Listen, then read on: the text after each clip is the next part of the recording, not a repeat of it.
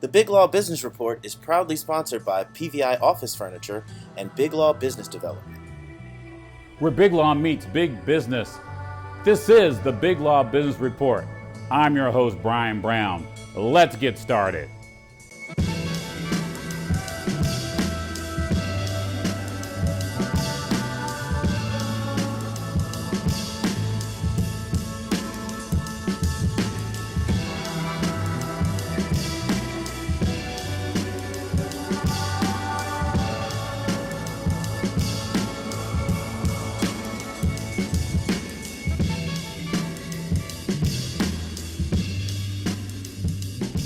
Welcome to the Big Law Business Report, where Big Law meets big business. I'm your host, Brian Brown.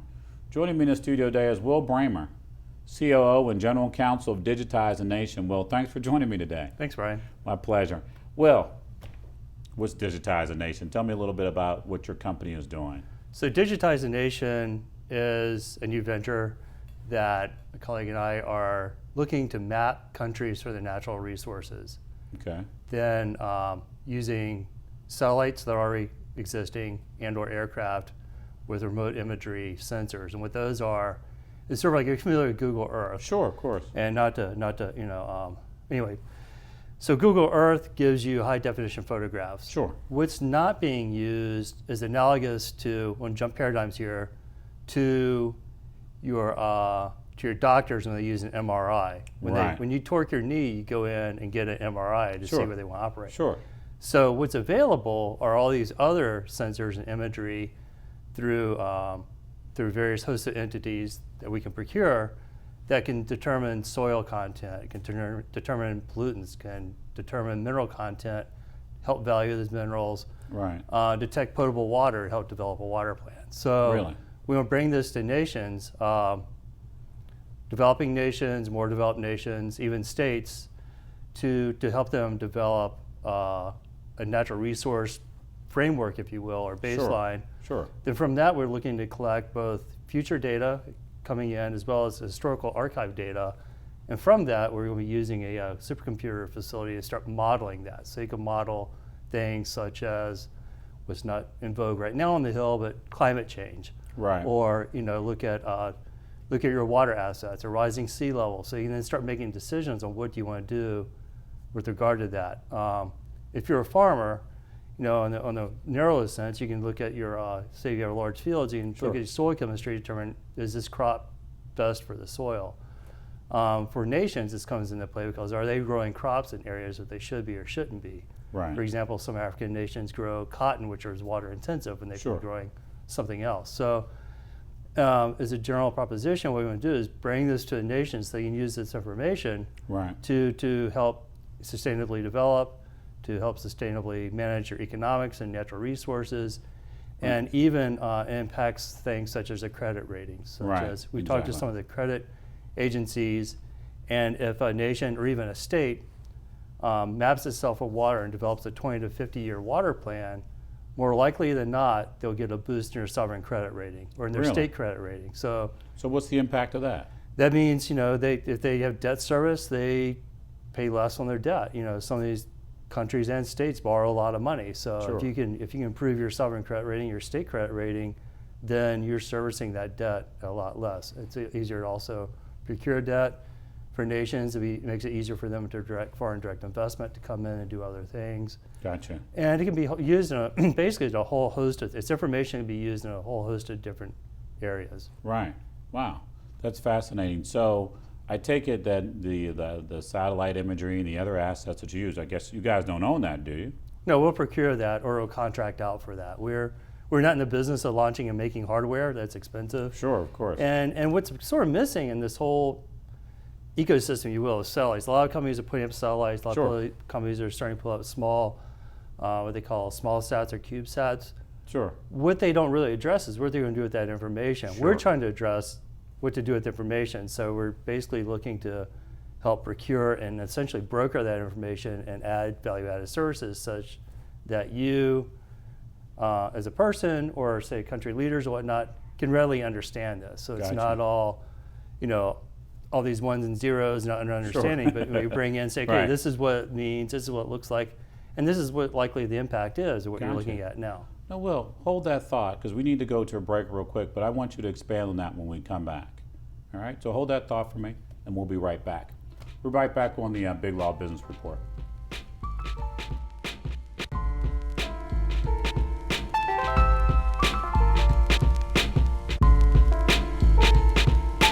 What does your office furniture say about you and your company? Is it making the right impression for your company and your employees? At PVI Office Furniture, we have office furniture for every budget. We'll make sure your office space is sending the right message. Fast, excellent, affordable. Business grows with PVI. Visit our showroom in Frederick, Maryland, or online at pvipvi.com. You know, when I first started out, it was all pencil and paper. The Surface Pro is very intuitive. With the pressure of my hand, I can draw lightly, just like I would with a real pencil. I've been a forensic artist for over 30 years. I do the composite sketches, which are the bad guy sketches. You need good resolution, powerful processor, because the computer has to start thinking as fast as my brain does. I do this because I want my artwork to help people.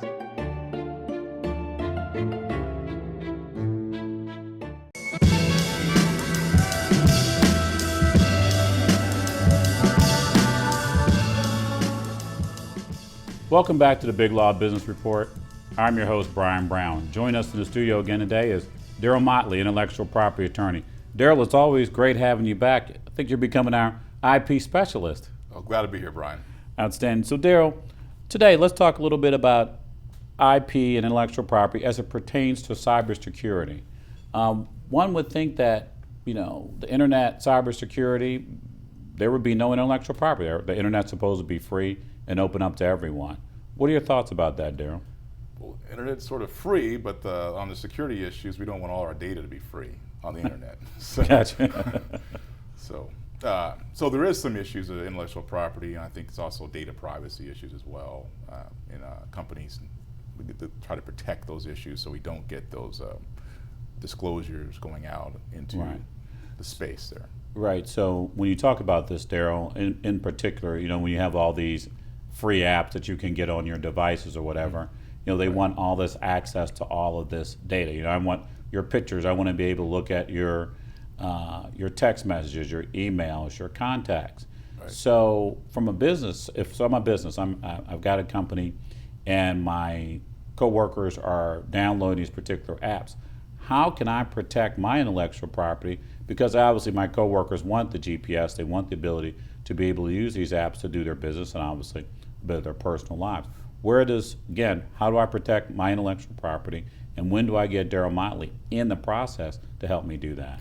Well, there's a couple of things. If you're an app provider or a mobile app provider, the IP issues are more dealing with the application, how it operates itself. Gotcha. So. If you're an application user and using that property, then it's a little bit more complicated in a sense that the application user controls that data. Gotcha. So they need to be careful. And I'll give an example as an application provider dealing with the FTC, Federal Trade Commission. Right. If you're selling to consumers and products and you say your products are highly secure, that you really should be highly secure. Sure. There's a case, a computer company not too long ago, about a year ago, who said they had high secure data. You could log in on the cloud and all this protected. Turned out that it wasn't true as well, and that company has a 10-year decree by the federal government to look at their security systems for when they sell products to consumers. Great. So, Daryl, let's do this. We're going to need to go to a break. Hold that thought, okay? And let's continue on after break. Sure. We'll be right back in a few moments.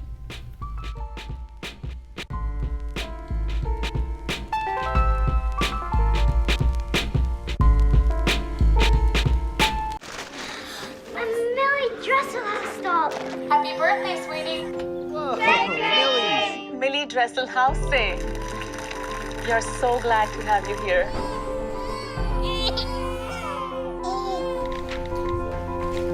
What if we treated great female scientists like they were stars? Une photo avec vous? Yes, please. What if Millie Dresselhouse, the first woman to win the National Medal of Science and Engineering, we're as famous as any celebrity. Millie Dresselhaus was seen having lunch today. Rumors of a new discovery. What if we lived in a world like that?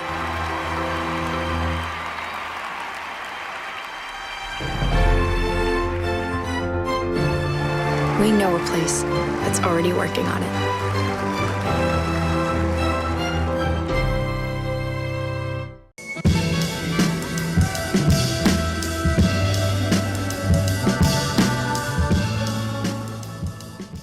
Welcome to the Big Law Business Report, where big law meets big business. I'm your host, Brian Brown. In the studio I have with me today Mr. Ivo Konstantinov, First Secretary and Economic Counselor for the Republic of Bulgaria. Ivo, Dobar den. Thank you so much for joining me this morning. Dobar den. Thank you for having me. It's a privilege. Great. So Ivo, we'll just start at the beginning. Where's Bulgaria? Bulgaria is the first country in Europe moving from east to west, from Asia into Europe. It's practically the border of Europe with Asia. Got you. So in relation to a lot of other countries, or maybe a few folks are more familiar with, Greece or Italy, maybe Romania, where does Bulgaria fit in there? Yes, we are sandwiched between Romania and Greece on the shores of the Black Sea coast and one of the longest rivers of Europe. We call it the Mississippi of Europe, the Danube River. So we are in that neighborhood. Got you. Very good. So obviously the Big Law Business Report, we talk about business and law. So Ivo, doing business in Bulgaria, how would an American who maybe want to open up a company or invest in Bulgaria, what would an American do? And before you answer that question, are there any American companies currently in Bulgaria doing business? Quite a few. The cumulative amount of American investment for the past 20 years exceeded $3.5 billion. We have a lot of US multinational corporations that do plenty of work in our country, and they're mostly in the IT and outsourcing and back office and front office business processes, outsourcing services, and the electricity production sector. So tell me a little bit about could you name a few of these companies? Absolutely. We are very proud to host the IBM operations for the Middle East, North Africa, and all of Eastern Europe. Really? The cloud-based solutions software leader, VMware, sure, as it's one of its major production centers in Bulgaria, in our capital city of Sofia. And we are particularly proud of the largest numerically US IT operation in our country, the service center of Hewlett-Packard. It's employing 7,000 people in the country. Right. Of course, Coca-Cola is there with its own bottling facilities, really? not just soda drinks, but water as well. Sure. And they dominate the market. And the electricity production multinational based here, actually, in the Beltway, AES, American Energy Systems, sure. is quite a big investor, actually the biggest investor so far. And I'm working on quite a few other projects right now that are in the pipeline. Outstanding. So what made these American companies decide to come to your country? Going back to the question about location, we employ very often the realtors' motto, location, location, location. Sure. We are the best of three possible worlds. Having said where Bulgaria is, I would have to add from a business perspective that being there, it's an asset. We call it a renewable business resource. Right, right. We are bordering the Middle East. We are extremely culturally and linguistically close to the former Soviet and Russian realm. Sure. But we are as European as they come. Sure, absolutely. Members of the European Union and NATO, a stable rule of law country that has never had civil war or any bloodshed in the past. We had a peaceful transition from communism to market economy and democracy. Right. And for the business, this is an asset. We know how to do business with Central Asia. We right. are in close proximity to the Middle East, but we are a European Union rule of law. And my elevator pitch when an American executive gives me just 1 minute is, we bring you 3 continents on a plate. Wow. You know what, Ivo, let's hold that thought. We need to go to a break. I want to hear a little bit more about bringing 3 continents to the plate. We'll be right back on the Big Law Business Report.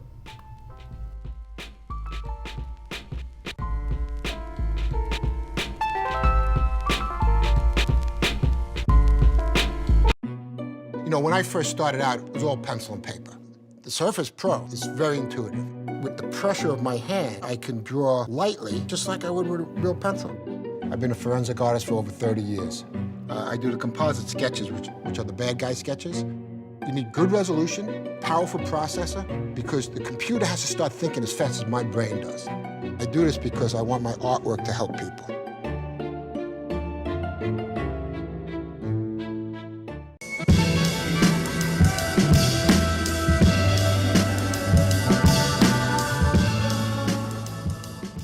Welcome back to the Big Law Business Report. I'm your host, Brian Brown.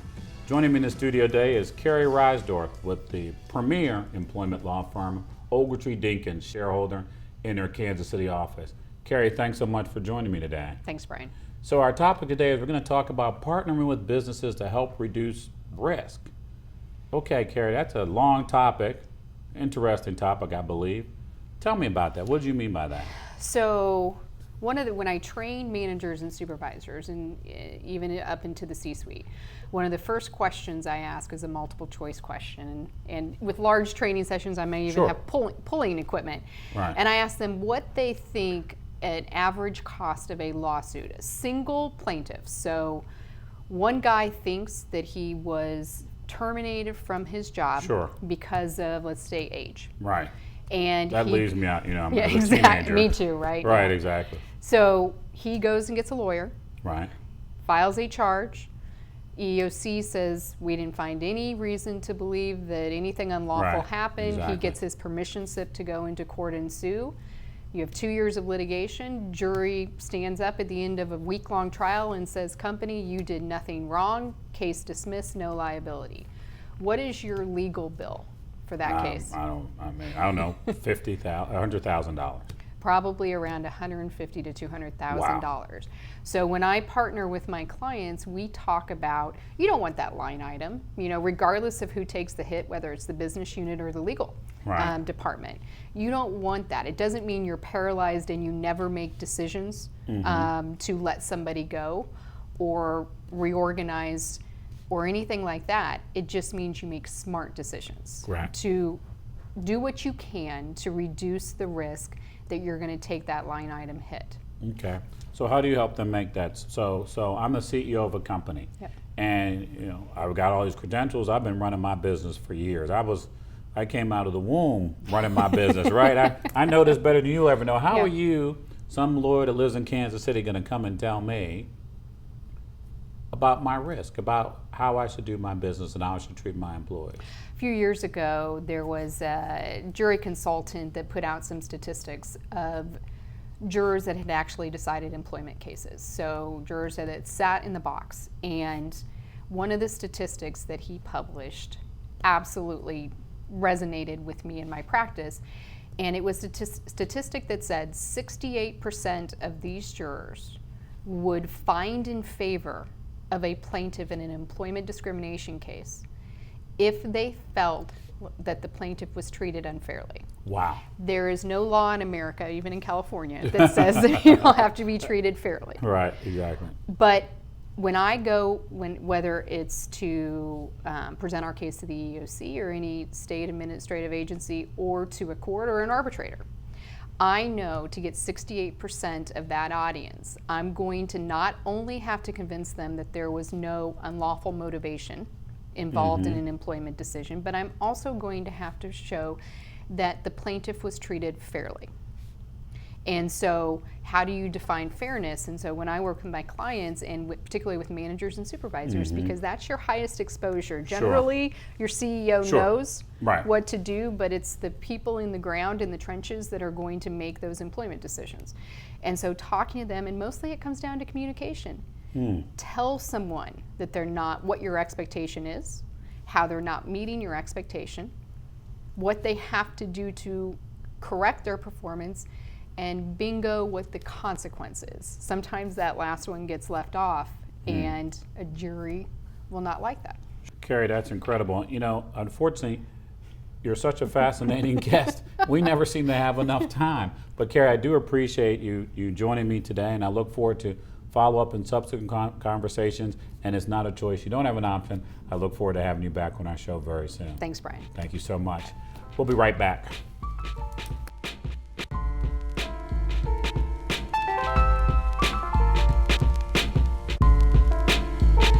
Lord, we don't need another mountain.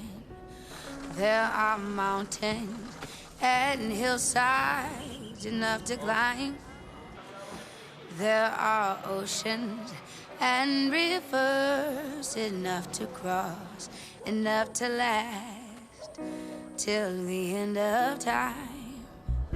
What the world needs now is love, sweet love. Oh, not just for some, but for everyone. Everyone, what the world needs now is love, sweet love.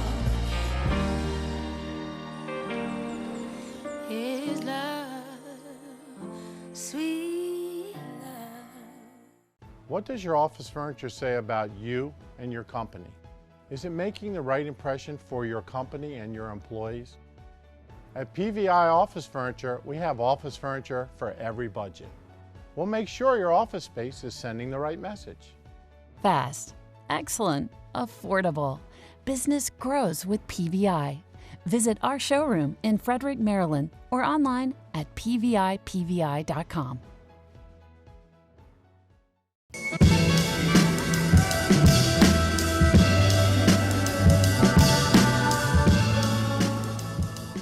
Welcome to the Big Law Business Report, where big law meets big business. We have an international event today. Joining me in the studio from the Embassy of Nigeria is the former ambassador from Nigeria, Ambassador Iyo Asuku, and also his colleague and good friend, Mr. Bayodu. Gentlemen, thank you so much for joining me today. Mr. Ambassador, I'm honored by your presence. Thank you very much. You're welcome. It's my pleasure. So, gentlemen, it's the Big Law Business Report with an emphasis on business. I want to do business in Nigeria. Mr. Ambassador, we'll start with you first. Is that an easy thing to do, or is that a difficult thing to do? It's not an easy thing to do. The government of Nigeria has set up a powerful committee now that is headed by the Minister for Industry, Trade and Investment on ease of doing business in Nigeria. And recently the acting president issued an executive order on that. And Nigerian embassies are all going to be one-stop economic shops. Outstanding. It's economic diplomacy at its best. Outstanding. You're going to get every material, very informative material on ease of doing business in Nigeria from every of our missions. Economic diplomacy, becomes the priority of almost 119 missions that we have around the world. The government has come in with a new policy on visas. Mm-hmm. Tell me a little bit about that. Yeah, the policy on visas is within 2 days maximum. I mean, you visa get issuance. Yes. Right. At the embassies. And again, the companies also can get visas on arrival at the ports of entry. There's provision for visa on arrival. On arrival. So this provision has been made. Right. The government is looking at other areas, and just to make sure that anybody that from the time you go to the Nigerian embassy and getting all the informative materials on current way of doing business in Nigeria, and by the time you arrive at any Nigerian port, you're ready to go. You're ready to go. So, Mr. Ado, you're here in D.C. with us. So what's your role with the embassy? And again, to continue on with Ambassador's conversation in and around doing business. So what's your role, and tell me how I can do business in Nigeria? Well, we have a lot of material. I'm the head of the economic section at the Embassy of Nigeria. We have a lot of material. I will encourage you to visit the embassy. No, I've visited the embassy before, right? Need to go back, right? Yes. In terms of the visa, the ambassador has mentioned it. Visa should not exceed 48 hours. We are trying very much to to implement that. Also, when you get to Nigeria, we have a one-stop organization where if you want to establish a company, you can go to that and they get it done for you. We have export promotion organs of government. We have export processing zones, and we are trying to liberalize the whole economy. Oil apart, oil is not doing quite well right now, but all other areas of the Nigerian economy are being integrated into a whole. And made attractive to foreign investors, because we need a lot of foreign investment now. Outstanding. Yes. So, gentlemen, we're going to need to take a break, but I want to continue this conversation with you. Thank you. We'll be right back on the Big Law Business Report. What does your office furniture say about you and your company? Is it making the right impression for your company and your employees? At PVI Office Furniture, we have office furniture for every budget. We'll make sure your office space is sending the right message. Fast, excellent, affordable. Business grows with PVI. Visit our showroom in Frederick, Maryland, or online at pvipvi.com.